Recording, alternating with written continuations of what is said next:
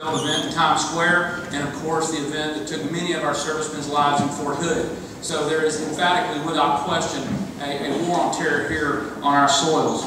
I believe that, and as we obviously well documented around the world, I believe one of the things that we have got to do as a nation, and many of our past presidents understood this, we have got to say what we mean and mean what we say.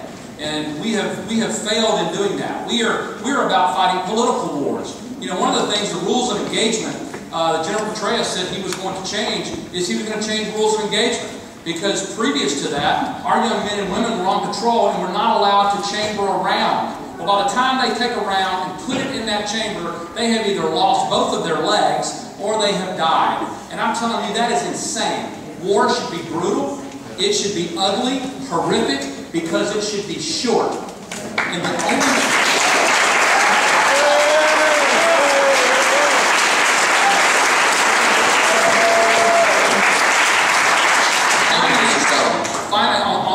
domestic front, we have got to adopt things like Israel. We must be profiling behavior and not the way we look. Behavior. They do it masterfully. Thank you, Mr. Sullivan.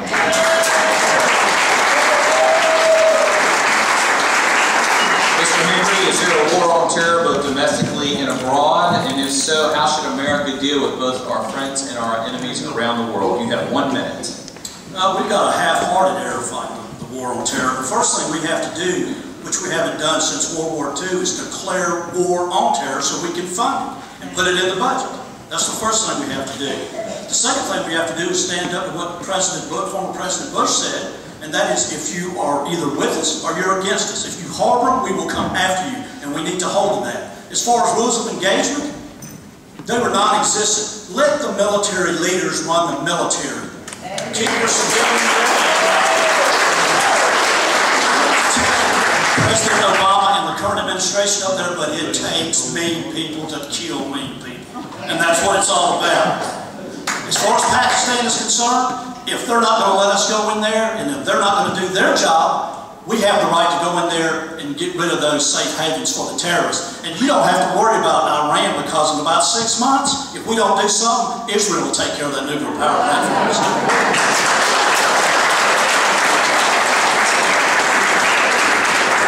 Mr. McNeil, is there a war on terror both domestically and abroad, and how would you deal with our allies and our enemies? All right, there is certainly, we need to be as fervent in everything we do, and every American citizen ought to pay attention to what's around you at all times.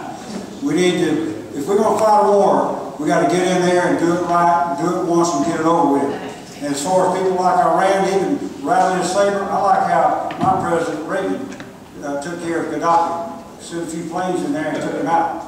Now, we got to do the same kind of things. You know, I would just tell hey, listen, you build whatever you think you have to have, we're going to build whatever we need.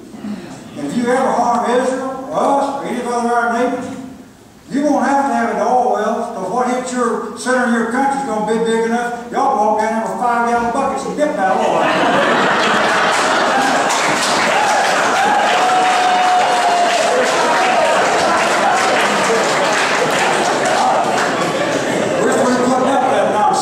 That's why I'm going to Washington. I look around and go, nobody out here tough as me. I'm going to go there and do something different in this country. And I'm going to lead a whole coalition of everybody else that goes up there. I believe there's tens of millions of us that are ready to change this country. And I'm going to help lead it. Thank you.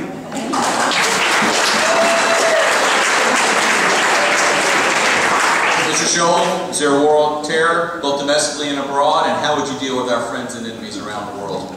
Absolutely do we have a war on terror, both domestically and abroad. I think all we have to do is remember back to the Christmas Day bomber when we tried to blow up the Delta Airlines flight en route to Detroit. As far as abroad, our administration needs to call this a war on terror. It is not an overseas contingency operation. Haiti was an overseas contingency operation.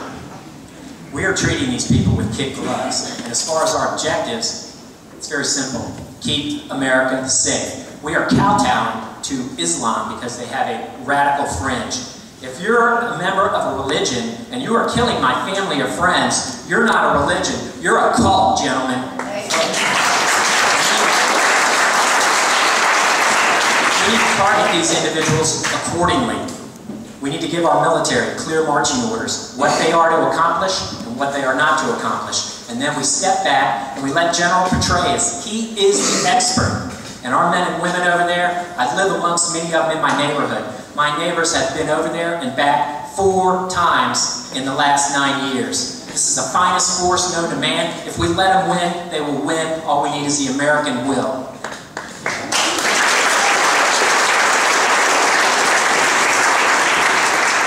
That brings us to the end of the hour at 8:30 right now. We are going to move towards closing statements. Each candidate will have 2 minutes for closing statements, and then I will make a few brief remarks before turning it back over to the sponsors of the debate. Again, chosen randomly, Mr. Henry will begin, and we will work across the stage from left to right.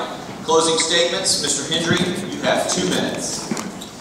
I again want to thank all of you for coming tonight and hearing what we have to say. I think you will see some differences, but basically we're all on the same team. We're conservatives for the most part, and we are Republicans. I ran last time because I saw this catastrophe coming. This didn't just start when Obama became president. This started when the Democrats took over Congress.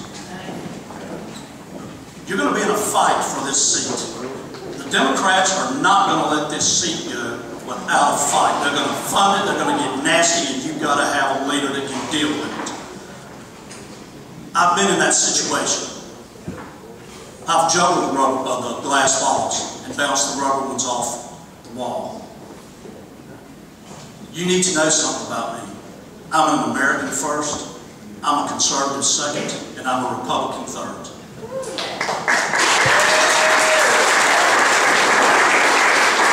It's not good enough to just put a Republican in the seat. You've got to put the right Republican in the seat.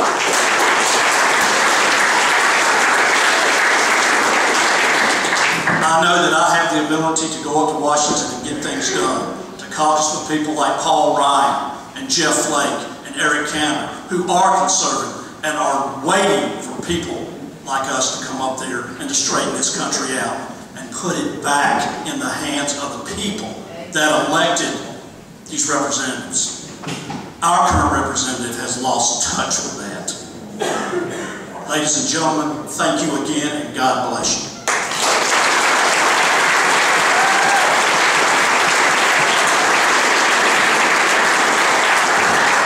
Mr. McNeil, you have 2 minutes for closing statement. All right.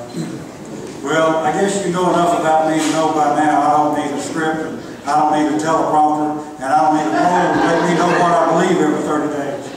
I'm here to win this thing. I'm here to change our country. When Obama got on TV with a little smirk on his face, he said, "Just bring it on." Buddy, we fixed to bring on some heat on that guy. We'll find out who's I'm running a 90-day campaign. Lord bless me wildly this year. I had more work in 5 months than I had done in any year in the last 2 or 3 years with our environmental business. And it gave me a window here for 5 or 6 months. I don't have to work in my business. I can solve these problems. I spent about a third of my time running back and forth to Louisiana and Grand Isle and Venice and all that stuff, and working with people all over from Texas to Washington, helping solve this environmental problem on this oil spill. We're very close on something that will solve the problems without hurting the environment there to get rid of the oil. You got to remember, they stopped it. Everybody's cheering. NSNBC be praising that tomorrow, but they've already got an oil spill out there about the biggest Kansas. So we got to solve the problems that that's going to create. It's going to be havoc wherever it goes. And I'm working diligently on trying to solve just that. And I think you'll see some things breaking in the next few days. I run this 90-day campaign, and I need your help. I can transform America. I can lead the people. You know, most people have been around sports or something. You always had the guy at the end of the game that you knew needed the ball. If the game was on the line, or if it was a ball bat, you needed the bat. I've always been that guy. You can ask anybody that knows me. When it comes time to do the deal, I'm ready. And I'll be ready for this. All these wonderful things these people talk about here tonight, most of them just fly right out the window and just watch it. But what I'm going to do to lead a transformation of this country back to free enterprise to save us and to limit the size and scope of the federal government will work, and I can put it together. And besides that, I can be solving environmental problems along with it. Thank you very much. God bless you.